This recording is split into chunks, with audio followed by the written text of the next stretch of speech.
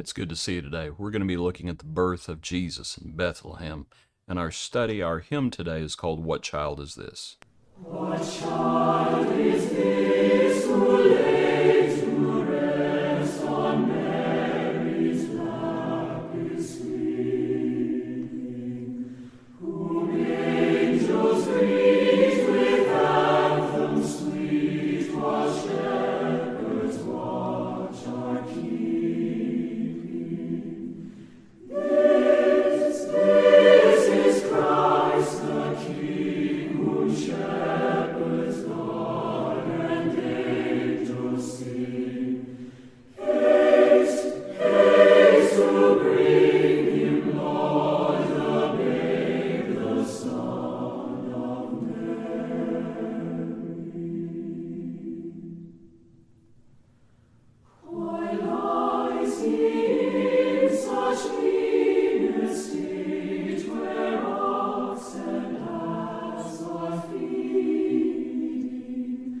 Good Christian, fear for sinners here, the silent word is pleading. This is Christ the King, whom shepherds guard and angels sing. Haste, haste to bring him, Lord, the babe, the Son of Mary. So bring him incense, gold, and myrrh, come peasant king to own him. The King of kings salvation brings, let loving hearts enthrone him. This is Christ the King, whom shepherds guard and angels sing. Haste, haste to bring him, Lord, the babe, the Son of Mary.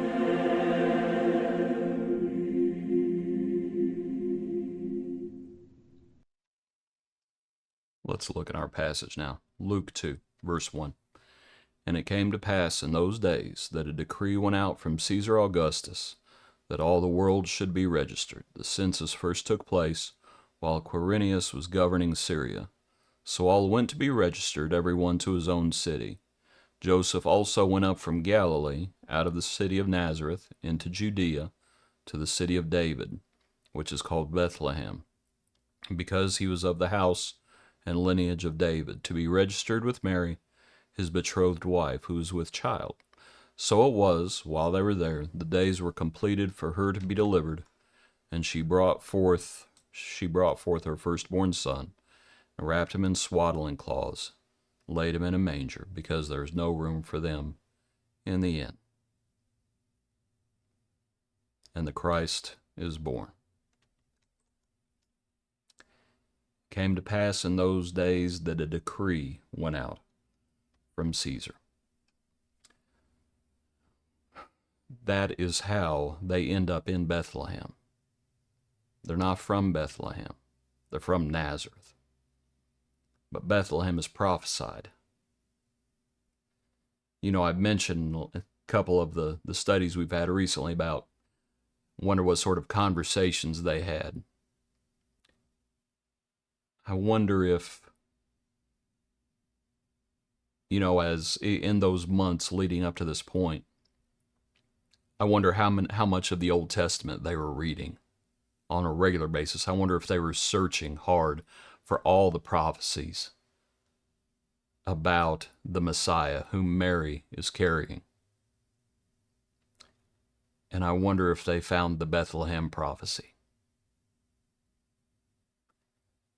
And it's how are we going to get to Bethlehem? What would drive us to Bethlehem?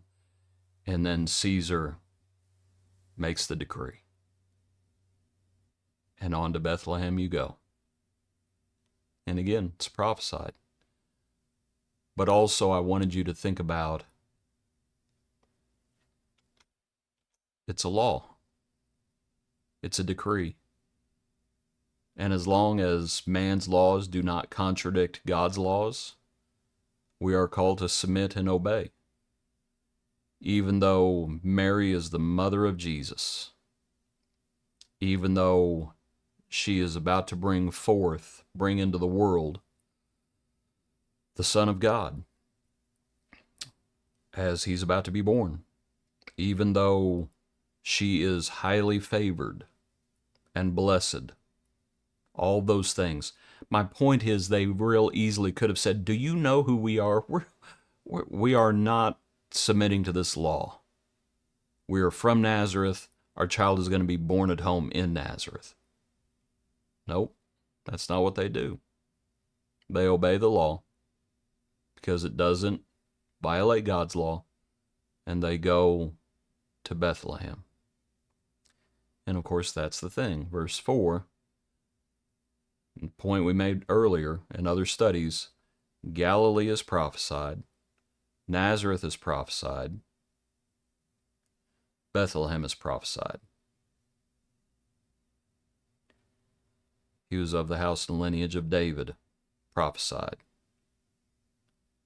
And so here we have Bethlehem, just a little town, but it's prophesied. While they were there, the days were completed for her to be delivered, and she brought forth her firstborn son. I was thinking more about that phrase. We looked at it when the angel first speaks to her, or looked at one of the other accounts, I should say. You might just think about brought forth her firstborn son. The point we made earlier was, I think you can show from that account, it's Matthew that says Joseph did not know her until she brought forth her firstborn son. And so you can make the same point here.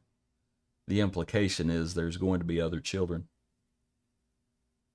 But also you might think about what the firstborn son had, what the firstborn son has. You might think about the favor shown to the firstborn.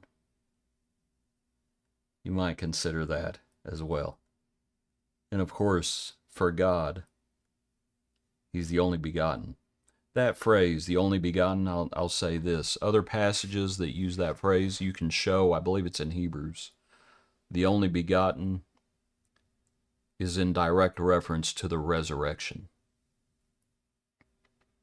We'll look at that, if I remember, when we get to Hebrews.